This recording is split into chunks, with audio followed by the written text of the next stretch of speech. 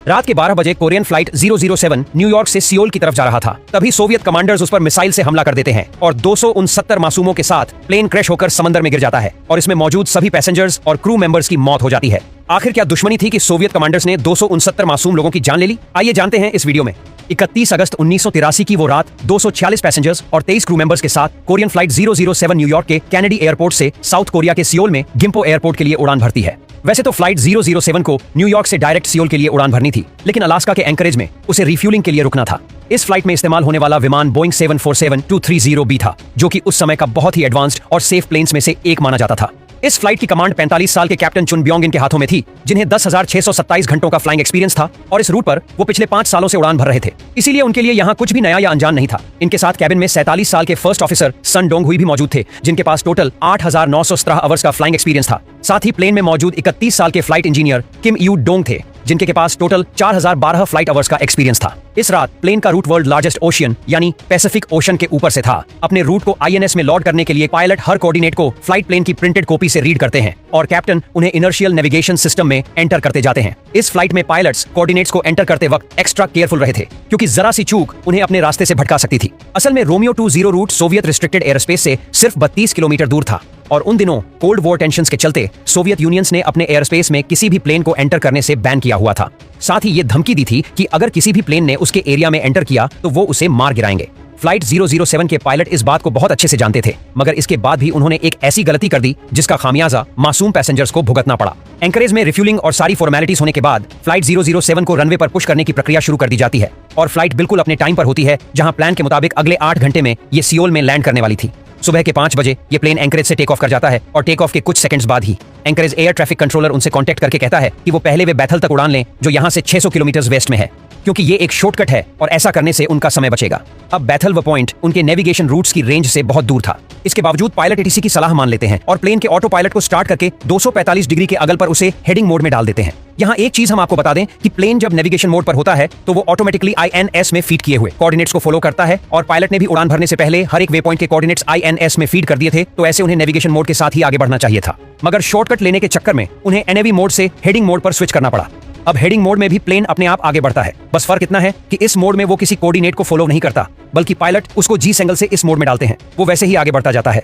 Pilot का plan था कि जब वो बैथल वे पॉइंट पर पहुंच जाएंगे तो प्लेन को हेडिंग मोड से वापस नेविगेशन मोड में स्विच कर देंगे, जो कि एक बिल्कुल ठीक प्लान था। पर दिक्कत ये होती है कि पायलट ऐसा करना भूल जाते हैं और वो बैथल को क्रॉस करते हुए उसी 245 डिग्री के एंगल पर नॉर्थ यानी कि सोवियत टेरिटरी की तरफ मुड़ता चला जाता है। इस तरह कुछ ही मिनट में flight 007 international date line cross करते हुए सोवियत एयरस्पेस में एंटर कर जाता है, वहीं एयरस्पेस जहां किसी भी देश के एयरक्राफ्ट के घुसने पर सख्त पाबंदी लगाई गई थी।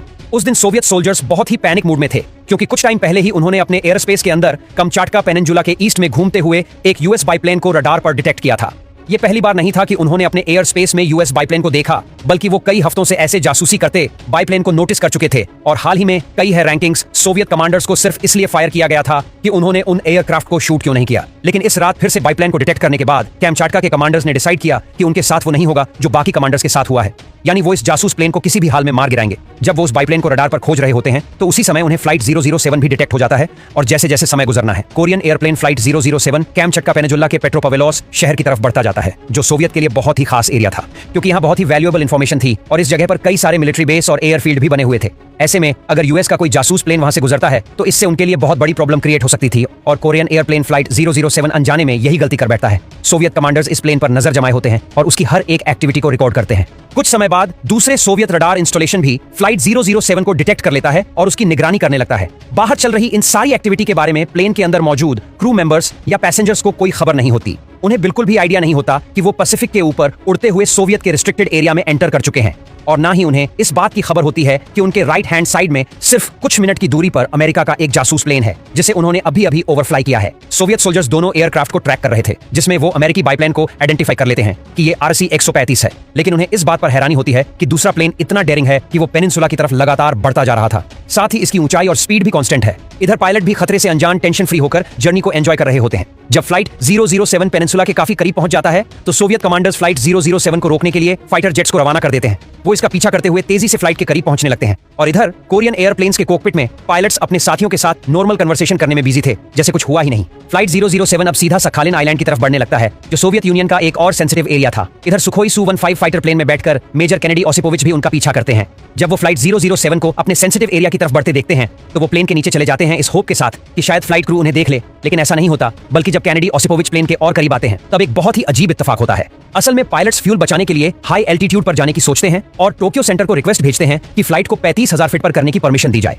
इसके बाद टोक्यो सेंटर इनके रिक्वेस्ट को एक्सेप्ट कर लेता है और प्लेन 35,000 फीट की ऊंचाई पर जाने लगता है। इधर प्लेन को ऊपर जाता देख सोवियत ऑफिसर को लगता है प्लेन खतरे से आगाह हो गया है और उनसे बचने के लिए भागने की कोशिश कर रहा है। इसीलिए वो ओसिपोविच को कमांड देते हैं कि वो जल्दी से टारगेट को डिस्ट्रॉय कर दे। इसके बाद वो इस पैसेंजर प्लेन पर 2 air to air missile fire करते हैं। मिसाइल को फ्लाइट 007 के करीब पहुंचने में लगभग 15 सेकंड्स का समय लगता है और इसके 50 मीटर जितनी दूरी पर पहुंचकर वो ब्लास्ट हो जाता है। मिसाइल के अंदर मौजूद शार्पनेल फ्लाइट 007 के फ्यूलेज में होल क्रिएट कर देता है, जिससे प्लेन के अंदर रैपिड डिकम्प्रेशन होने लगता है और हाइड्रोलिक लाइंस भी कट जाती है। इसके बाद प्लेन में अफरा तफरी मच जाती है। इसी बीच फ्लाइट इंजीनियर कंफर्म करते हैं कि प्लेन के इंजन प्रॉपर्ली वर्क कर रहे हैं, यानी प्रॉब्लम इंजन में नहीं है, किसी और जगह है। प्लेन में मौजूद किसी को भी समझ नहीं आता है कि आखिरकार उनके साथ हो क्या रहा है। इवन पायलट और बाकी के क्रू मेंबर्स भी हैरान रहते हैं कि अभी स्मूथली रन हो रहे प्लेन में आखिर अचानक ऐसा क्या हो गया कि कैबिन में प्रेशर की कमी होने लगी। कुछ ही सेकंड्स में ऑक्सीजन मास्क ड्रॉप हो जाता है और पैसेंजर सहित कॉकपिट में मौजूद पायलट्स भी इसे जल्दी से पहन लेते हैं। इसके कुछ सेकंड्स बाद first pilot Tokyo traffic control को सूचना भेजते हैं कि वो प्लेन के अंदर बहुत ही ज्यादा डिकम्प्रेशन की प्रॉब्लम फेस कर रहे हैं। अटैक के बाद प्लेन तेजी से नीचे की तरफ गिरने लगता है और हर तरफ से लोगों के चीखने चिल्लाने की आवाजें आने लगती हैं। इधर पायलट्स प्लेन को कंट्रोल करने की कोशिश में लगे होते हैं, लेकिन 6 मिनट स्पाइरल घूमते हुए फ्लाइट 007 मोनोरोन आइलैंड के लगभग 5 माइल्स दूर जापान के समुद्र में गिर जाता है और इसी के साथ ही प्लेन में मौजूद सभी 269 लोगों की जान चली जाती है।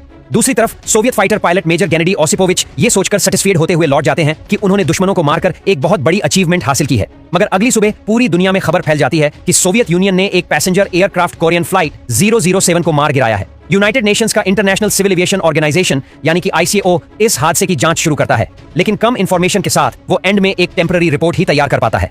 अगर सोवियत कमांडर्स चाहते तो इस अटैक को रोक सकते थे, क्योंकि पैसेंजर प्लेन्स में कई सारी लाइट्स लगी होती हैं जो इनके विंग्स और टेल फिल्म पर फ्लैश करती रहती है, जबकि एक जासूस प्लेन में ये लाइट्स कभी नहीं जलती क्योंकि वो बिना किसी की नजर में आए छुपकर अपना मिशन पूरा करता है। अब सोवियत कमांडर का कहना है कि अंधेरे में वो ना ही पहचान सकते थे कि ये पैसेंजर प्लेन है या बाईप्लेन, तो क्या इस फैक्ट को जानबूझकर इग्नोर किया गया था? कमांडर्स का कहना था कि उन्होंने वही किया जिसके उन्हें ऑर्डर्स मिले थे। इवन ये तक कहा गया कि अगर ये प्लेन सोवियत एयर स्पेस से बाहर भी निकल जाता, टीबी भी उन्हें शूट करने के ऑर्डर्स थे।